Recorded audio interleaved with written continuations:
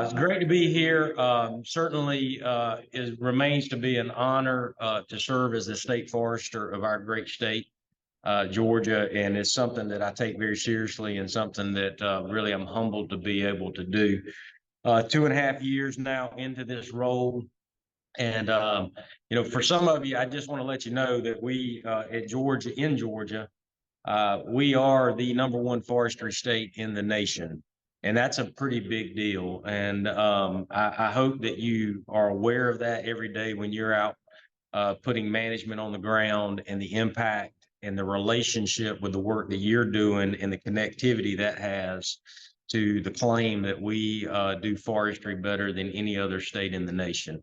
A lot of that's driven by the markets that we have, the infrastructure that we have, and then also by the state's attitude toward business and attracting business to this state. There are a lot of metrics. I could spend a whole presentation on that and discuss that and talk about the metrics that make us that. But Georgia really acknowledges forestry, and forestry is a big deal to this state, and what you do on a daily basis has a connectivity to that. And I hope you realize that, and I hope you take that seriously. I know you do. And we appreciate the role that you play in making forestry so great to our state. Also, before I get really going, I want to say thank you to the Georgia Forestry Commission employees that are here. I think I've talked to most of you, or many of you. If I haven't, I hope you'll catch me before I get out of here today. I'd love to shake your hand and say hello to you and thank you for what you're doing for our state as well every day. Many of you in here are aligned with, I know I've seen some of our foresters, but many of you were with our protection department. 100 years ago, our agency was founded, and it was founded on the premise that we would protect Georgia's forest resources. And many of you in here today get up every morning and put your lives on the line. You sacrifice from your families with that mission in mind, and protecting our state against wildfire. You fight those wildfires, you go to those wildfires, and then you also do a tremendous amount of work. And we'll hear a little bit about the tremendous amount of work that you do on mitigation with prescribed burning and other things that you guys are working on. But just want to acknowledge that great work you're doing. Want to acknowledge what you do for our agency. Want to acknowledge what you do for our state. Thank you for that. Thank you for representing us so well, and for being here today. I know our team usually puts together some key metrics for me to present to this group, and I want to kind of walk through that to start with, and then I want to transition into some other agency updates that I think this group would like to know about. And I think Scott gave me 20 minutes. I'll commit to try to get done with 20 minutes, but I just statewide for fiscal year 23, our state burned over 1.3, right at 1.3 million acres. 1.1 million acres of that were silvicultural burns. How do we get to that data set? How do we get to that data point? Those are permitted acres that we permit as an agency. Our responsibility is to issue a burn permit, burn authorization. So 1.3 million acres have been permitted, over 75,000 permits. That's up 45,000 acres from fiscal year 22. As an agency, our employees assisted 1,600 landowners with prescribed fire, right at 141,000 acres. That was about even with what we did last year in fiscal year 22. For landowner fire break services, we serviced over 4,000 landowners. We put over 13,000 hours of fire break installations in all around our state.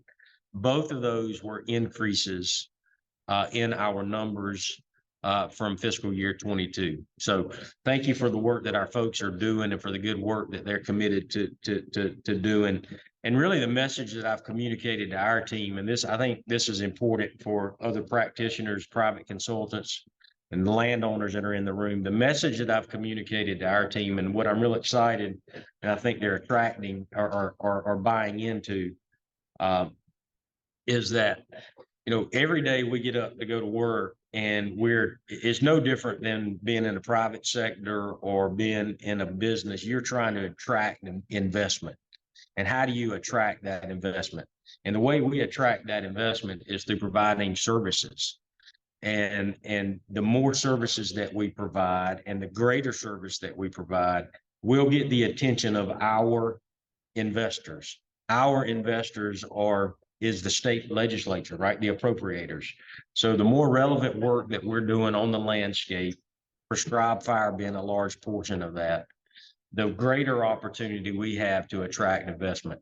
Our team's bought into that. I've challenged them from fiscal year 22 to 23. We increased our numbers about 20% in revenue that we generated from plowing and burning and fire break installation. I challenged our leadership.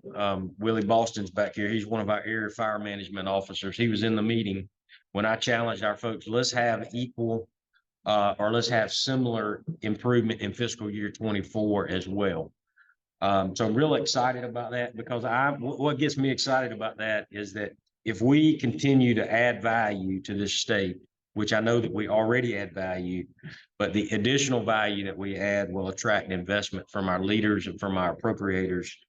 And that's how we will attract future investment. So if we're working with you on your property, thank you. If we're not, consider giving our folks an opportunity to come help support your prescribed fire needs and prescribed fire mitigation on your property. Other efforts that we're working on, I don't know if any of you in here, maybe by raise of hand, there is an there is the right word here to use, Scott. I don't want to say overabundance. There is a flow of money grants coming out of Washington D.C. these days. I don't know if any of y'all know that. I see some heads shaking. So there's a flow of grants coming out of Washington D.C. And our team is doing as much as we can to ensure that Georgia and Georgia forest owners are a part of that, and we're able to receive the funds that can help us enhance the things that we're doing. Brent talked to some of that just a few minutes ago about some of the work we're doing around this Chattahoochee Fall line. We're looking at other opportunities to bring federal, state, and partnerships with NGOs who are receiving the federal dollars, and they're looking to the state agencies to help them implement that management work on the ground. Lots of conversations around that. Stand by, stay tuned on that. I think those are going to be great opportunities to help forest landowners. There's a ton of interest in prescribed fire and the benefits of prescribed fire. And I think we'll see some additional opportunities for landowners in this state and practitioners in this state to access resources to allow them to be able to get that management done on the ground. Prescribed fire training continues to be a topic or a focus of our group. Ken Parker is here. I don't know if Ken's sitting at his table or he's out in the audience somewhere. Ken, where are you at? Raise your hand if you don't mind. He's back in the back here. But he's got a booth over here. I visited by it just a few minutes ago. Ken handles our certified burner training program. I would encourage you to stop by and visit that.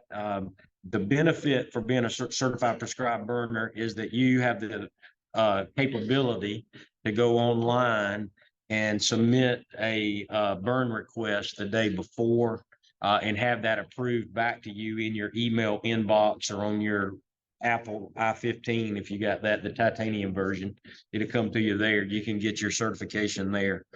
Or your burn authorization there. So I would encourage you to do that. 3,600 Georgians are doing that right now. We'd love to see that number a lot more. I think it's a valuable tool. There's a lot of information. I understand that you have to input into that system. But my understanding of it, and Ken can help get you through this today, is that once you've done it a few times, it becomes a little repetitive and becomes pretty easy to do. So, and we'll be glad to help you get through that and navigate that the first few times. But what a great benefit where you don't have to do it the old phone system that we have to call in and to go ahead and get that the day ahead. I would also like to say that we continue to focus on customer service, and we know that sometimes getting through or contacting our office on a great burn day can be problematic. I would also encourage you that if you're not comfortable using the online system, don't hesitate to give our office a call the afternoon before and get that approval and that authorization that afternoon before you are looking to do your burn. So I think those are two things that that are immediately available. And we continue as an agency to look at and explore how we can utilize some of this modern technology to further enhance our customer experience, especially with the burn authorization system. So 3,600 Georgians right now are participating with prescribed burn. One other idea around prescribed burn, certified prescribed burn, before I close there, is that we are working with other southern states to create a reciprocity agreement. That if you are certified in Alabama, and you are coming to Georgia to do a certificate, a burn, that we look at some reciprocity. Right now, the current method is that you have to take the certified burn class in both states. That seems a little bit encumbering to me. I think there's a better way that we can handle that. So we're working together. Ken is working with his counterparts around the Southeast right now. There's a tremendous amount of interest from South Carolina, Alabama, Florida, Georgia, and Mississippi to look at a way that we can streamline that and create a reciprocity that really gives a burner flexibility to move across state lines. Wildfires. This past year, we had 2,500, roughly 2,500 wildfires, about 11,000 acres. That was down from 2,700 and 20,000 acres the year before.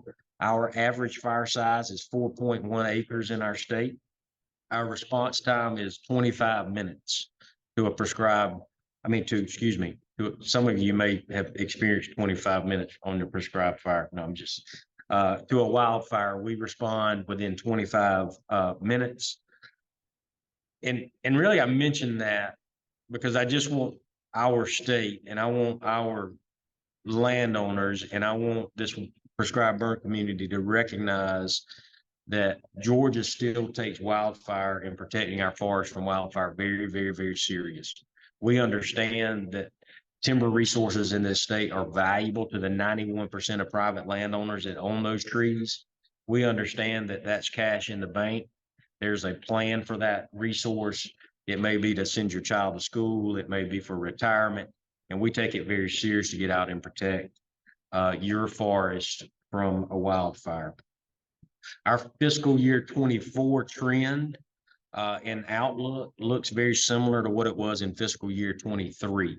We're expecting a pretty average, pretty moderate fire season, nothing outside the norm for wildfire on the near-term horizon or the long-term horizon for fiscal year 24, which runs from July to July. And I would just kind of shift gears, and I just want to share a story. I was at a Chuck Lavelle event rolling out his American Forest video for Georgia. He just finished his Georgia video. Many of you may have seen some of this on PBS, but he's done it for probably a dozen, maybe 10 states. And we were in Athens at the university. They were showing the video, and Chuck played a few songs and talked about his forest and talked about his management on his place there in Charlene, right outside of Macon in Twiggs County. And as Chuck was talking, as he normally, he's just a great presenter, and he was talking about the details of management and how he puts fire breaks in with a tractor and removes the litter layer, exposes the mineral soil. And then he comes in and sets a friendly fire on the, on his forest. And he was talking about all the benefits. And so that went on, and he talked about some other things and got to a Q&A session. And we're at the University of Georgia. I later found out that this was a very educated person that had been invited to this conference. But the question was that Chuck, she asked the question to Chuck. She said, Chuck, you talked about creating a fire break in the forest and then setting a fire. And this was her comment. She said, that seems like an emerging or a new technology. I hear the chuckle because I had the same response.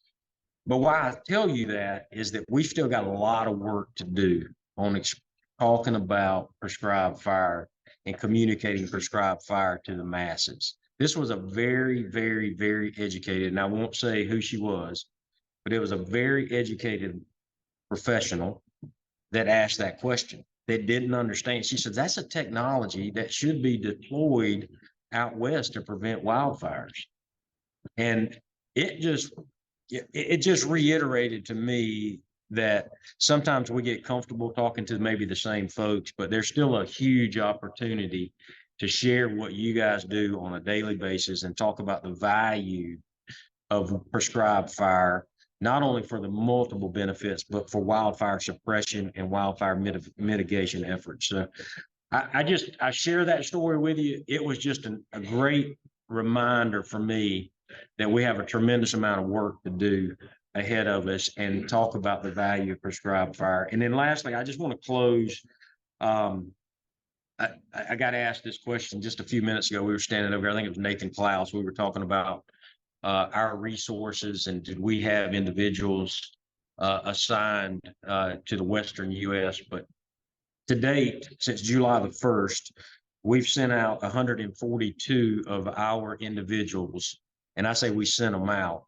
They volunteered, they raised their hand when communities out west, Michigan, Wyoming, Montana, California, Oregon, Texas, Louisiana, and now Mississippi, when they called and asked, do we have anyone that can come help them in their wildfire situation, 142 of our individual employees raised their hand and said, yes, send me, put me in, I'm ready to go help those communities.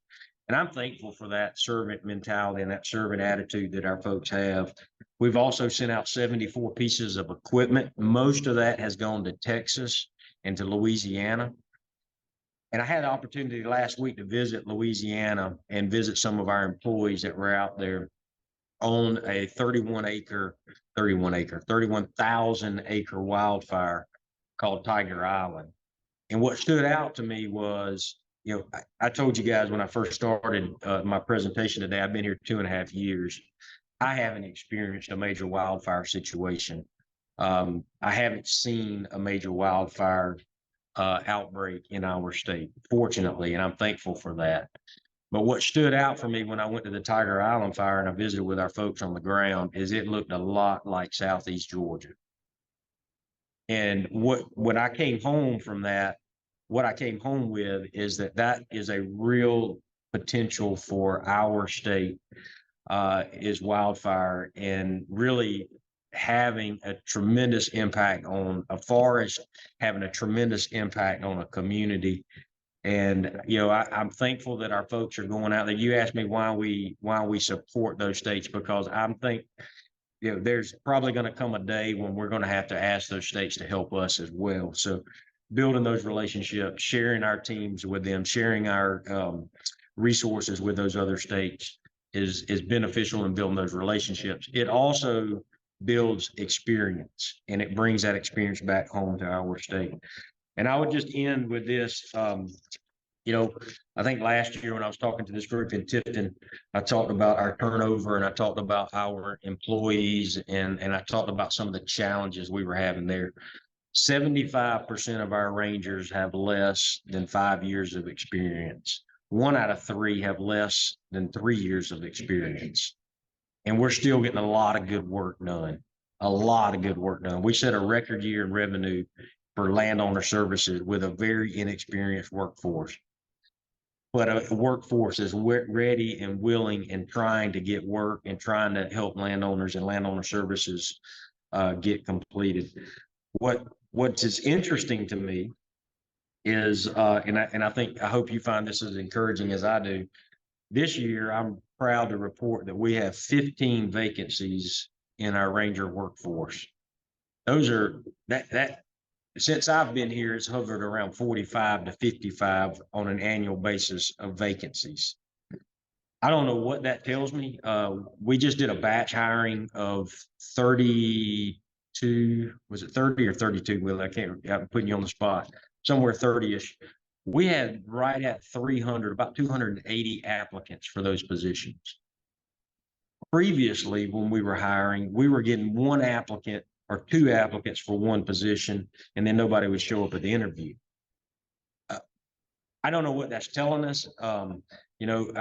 It's just interesting to me. I'd be interested to know. I'm going to be around today. If some of you others are experiencing that in your workforce, I did visit a mill the other day, and they hired 17 people, and they had about 180 applicants. So I'm not sure what's going on in the workforce, but what I am encouraged by is that we have reached a level to where I think we've got a pretty, for me, acceptable vacancy level of 15, and we're working hard every day to continue to keep the folks that we brought on board and encourage them to take on the same mentality and mindset that our current team has in place. And I think with that, I just want to say thank you for being here. Thank you for what you guys do every day for our state with prescribed fire. For the Georgia Forestry Commission, prescribed fire is a very valuable tool. It's a tool that we'll continue to fight for every day and every opportunity that we have, because we recognize the significance, we recognize the value that it brings to our state and it brings to the healthy forest that we all love to enjoy. So, Scott, I will stop there. I'll be happy to turn it back over to you. Thank you. Any questions for Director Lowry?